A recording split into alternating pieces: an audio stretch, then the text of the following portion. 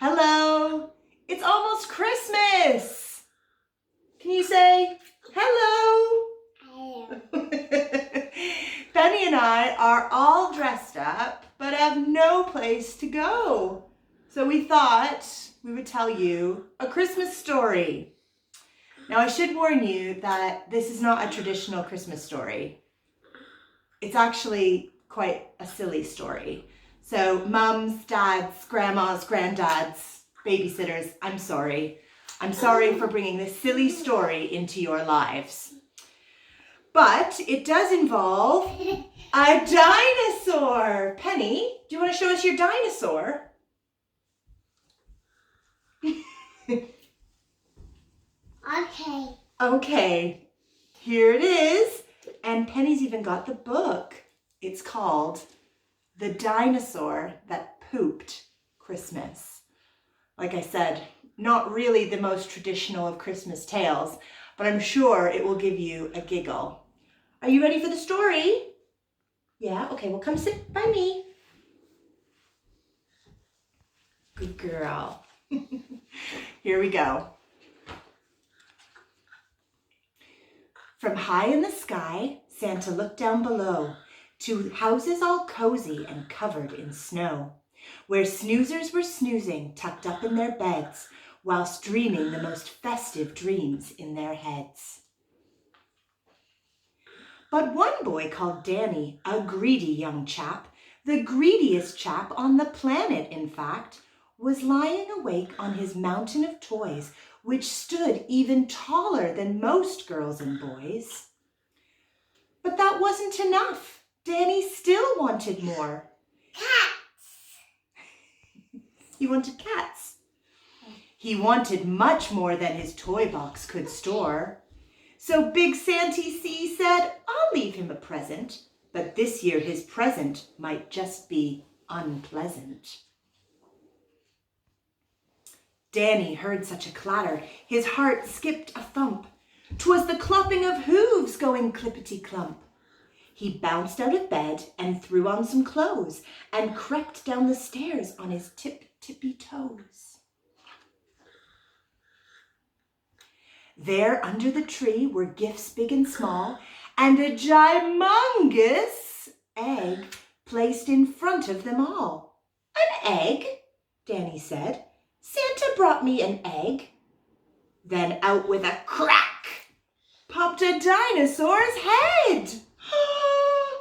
What's that? Frog. It's a dinosaur. What do dinosaurs say? Oh. Roar.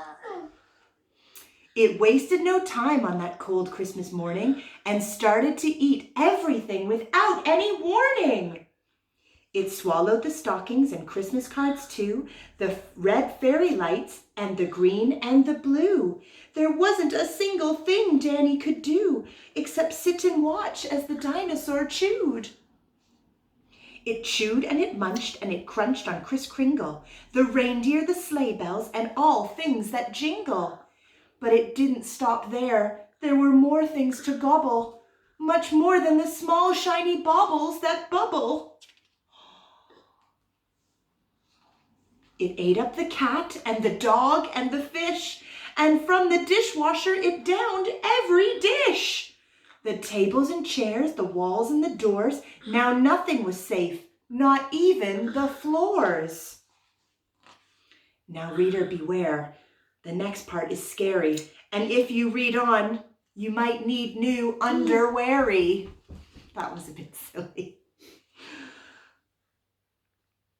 Danny's poor granny was knitting some socks, but the dino had no need for socks, it had lots.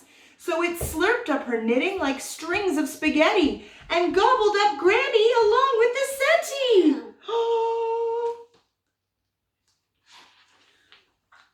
Then it ate Danny's mum, she was gone in one bite, and although Danny's dad tried to put up a fight, the dino had grown to the size of King Kong. With a gulp and a burp, Danny's father was gone. Now nothing was left.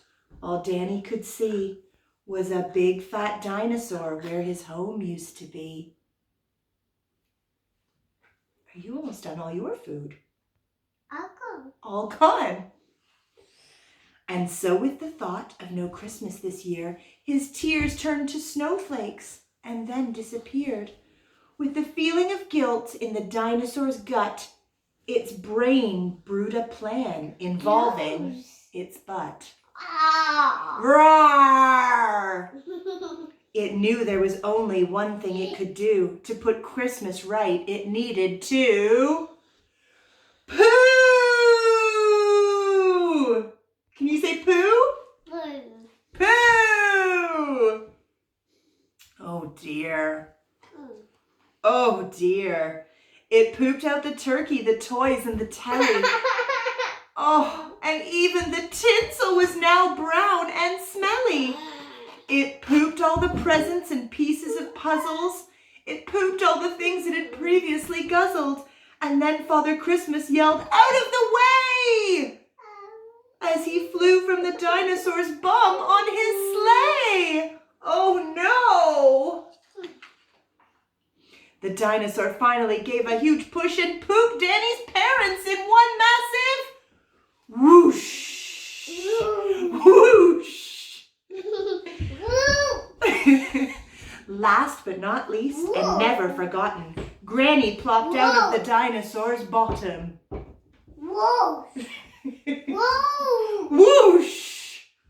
Whoa! Merry Christmas, said Dan to his whole family. Whoa! As they washed off the presents and put up the tree. And the greedy young chap that you saw just before Whoa! promised next Christmas he'd not ask for more. And the dinosaur promised he'd not eat a crumb.